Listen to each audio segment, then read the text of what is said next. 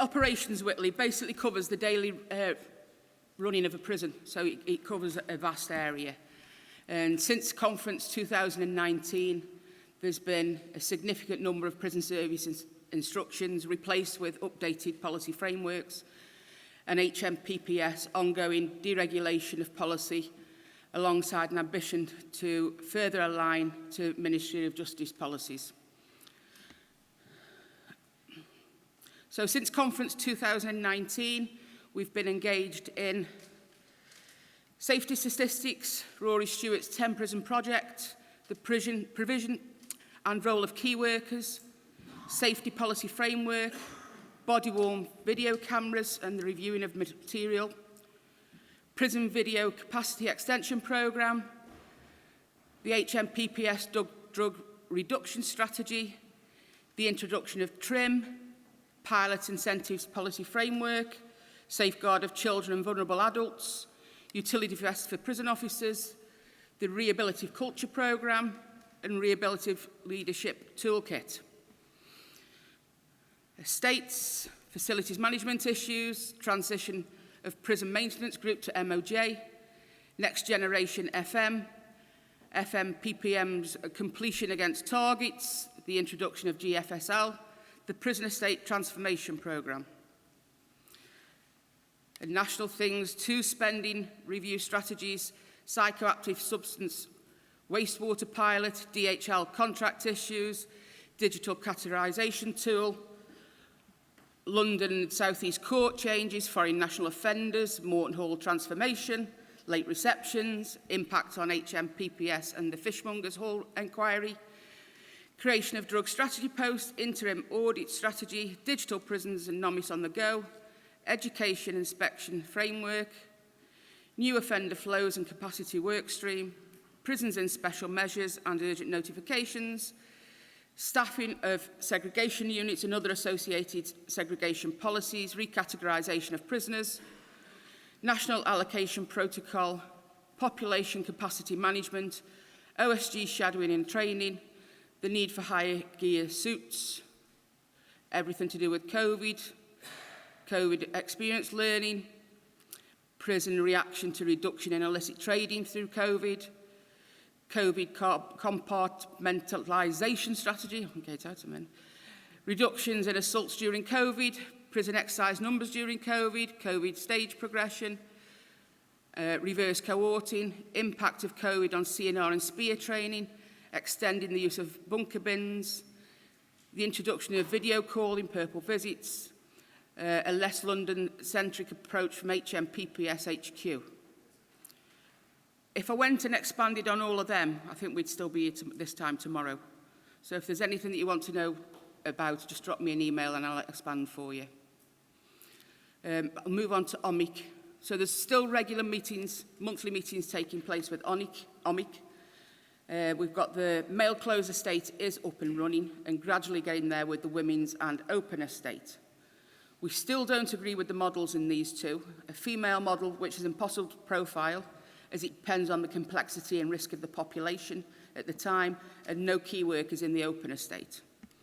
So a business plan has been put forward to the spending review by the department for key workers in the open estate. Now, throughout COVID and still going on in some places now, we've been doing welfare checks and wellbeing checks, and they've been telling staff and key workers to enter those onto NOMIS under a key worker entry. They're not to be entered under a key work entry. It's only key work when you've got 45 minutes with prisoners that are allocated to that key worker. Anything else is not a key worker entry. The department come back to us and say, we know they're doing key work in this prison, that prison, that prison, and when we check up, it might be, we speak to them on the exercise yard when they come out for 10 minutes. That's not key work. So please just make sure that your members are only entering key work entries when they do a key work session. They're now trying to introduce a low-risk sex offenders programme for key workers with a pilot. We've argued the case that it doesn't fit into the Band 3 job description because that's where they wanted to put it, to give more work to the key workers. They've accepted that it doesn't sit there, but they still want to go ahead with the pilot. And we've stopped the pilot for now because for us, additional work means additional staff. They're calling it a low-risk sex offenders programme. Well, I would think that low-risk sex offenders are likely to be in the open estate, and there is no key workers anyway. So I just think they've got all that wrong. And I'm sure it comes as no surprise that the department can't recruit probation officers. It only seems to have been a surprise for the department because we told them right at the start they wouldn't be able to recruit them, and they can't now. But as Toddy said earlier, lack of probation staff is resulting in prison POMs carrying out work that should be done by probation staff.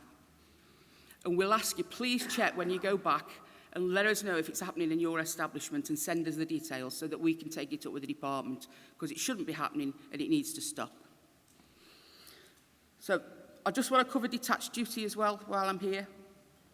So the current demand for detached duty is 152, and we've got 137 officers out. Berwyn and Woodhill are short of their requirement.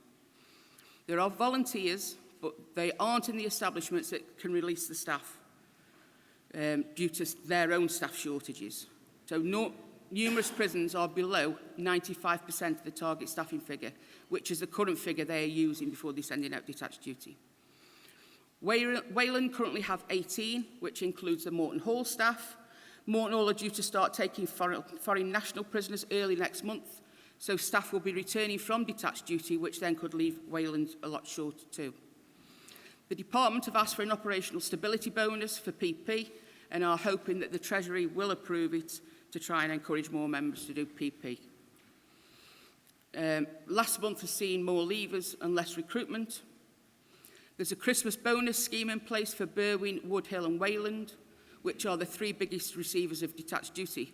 The bonus scheme is for staff on rest days who want to work, and for those on detached duty who want to work one of the 3 main days. Because we have an agreement with the department that nobody is forced on detached duty to work any of those 3 days, and they can just go back if they want to take leave.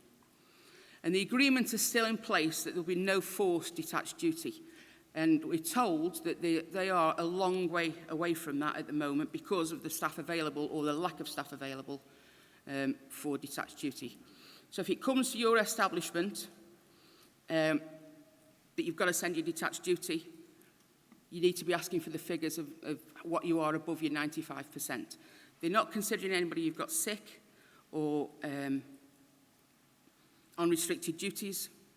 They are still counted in the numbers. The only things they won't count at the moment are things like maternity and POALs that are at the training school. So unless you're above your 95% TSF, you shouldn't be sending any detached duty. And that's all I've got. Thank you.